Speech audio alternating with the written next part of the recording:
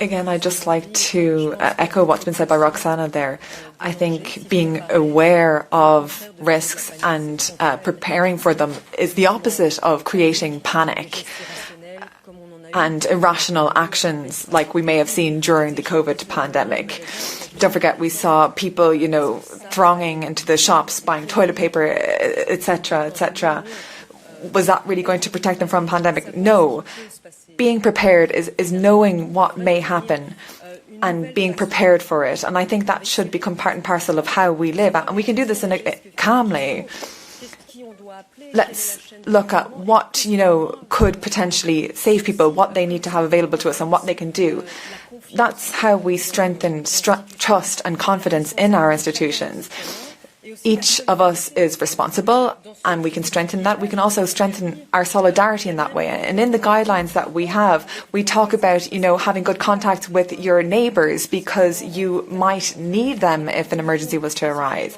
To come back to the specific question that you had on shelters then, yes, we know there are some countries, former Soviet Union countries, which do have these shelters. And they are renovating them.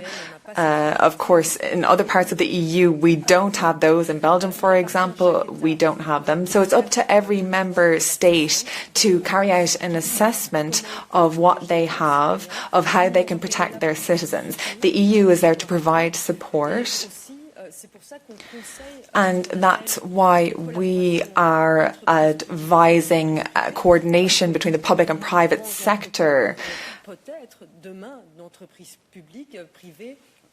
Because in the future, we could use these facilities for shelters. The metro, for example, could be used as a shelter. That's something we've seen in some countries that have a war ongoing. So we have these kind of dual-use public-private sector coordination and cooperation, which could really help us to strengthen the protection of our societies and our citizens above all. Yes, Jennifer.